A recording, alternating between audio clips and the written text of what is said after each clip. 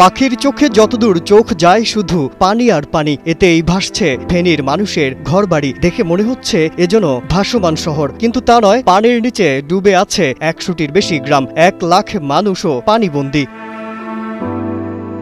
টানা ভারী বর্ষণ ও ভারতের ত্রিপুরা রাজ্য থেকে নেমে আসা উজানের পানির ফলে ফেনীর মহুরী, কহুয়া ও সিলোনিয়া নদীর পানি বৃদ্ধি পেয়ে 21টি স্থানে বাঁধ ভেঙে গেছে। এর ফলে জেলার ফুলগাজী, পশুরাম ও ছাগলনাইয়া উপজেলার শতাধিক গ্রাম প্লাবিত হয়ে প্রায় 1 থেকে 1.5 লক্ষাধিক মানুষ পানিবন্দী হয়ে পড়েছেন।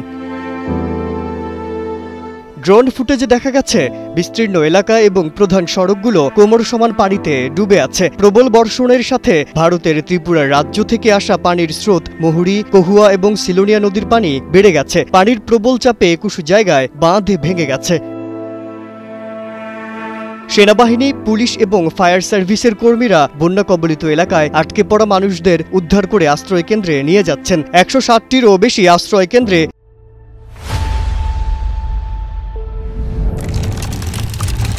8,000-এরও বেশি মানুষ আশ্রয় নিয়েছেন। বন্যার পানিতে ঘরবাড়ি ডুবে যাওয়ায় বাসিন্দারা তাদের গবাদি পশুদেরও সুরক্ষার জন্য আশ্রয় কেন্দ্রে নিয়ে এসেছেন। উপকূলীয় বন্যা এবং নদীর পাড় ভাঙন একটি নিয়মিত সমস্যা হওয়ায় বাংলাদেশ জুড়ে ভূমিধসের ঝুঁকি উদ্বেগ বাড়াচ্ছে। মোহরী নদী বান্ধা হয় মস্করা, হাসামিসা দুলগালি দিয়ে বান্ধি যায়। সরকারের থেকে বহু টাকা বাজার এবার পরে এটারে 16 আনা বাণিজ্য হয়ে যায়। অর্ধেক হেনি নেজামাজা দিয়ে রাখছে, আর বাকিগুলো নেছে কর্মকর্তা যাত্রা এতারা অর্ধেক খায়। আমরা কর্ম করি খাই, দিন রুচি করি খাই। বছরের মাথাত এবারে 2 বাড়ি জল আইছে, বন্যা আইছে। এই 2 বাড়ির বন্যা আমরা মনে করেন বাঁচি গেছি এরকম লয় জয় করি। ইন্ডিয়া থেকে উজানের পানি নেমে আসে, ওটার কারণে আমাদের যে মুহুরী, কহুয়া, সিলোনিয়া নদীর ওটার বেড়িবাঁধ টিকসই বাঁধ নাই।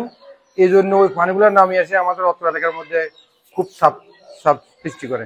শুক্রবার নাগাদ বৃষ্টি কিছুটা কমে আসায় নদীর পানিও কমতে শুরু করেছে। তবে সরকারের বন্যা পূর্বাভাস সংস্থা সতর্ক করেছে যে উজানের পানির প্রবাহ অব্যাহত থাকলে নতুন করে বন্যার ঝুঁকি রয়েছে।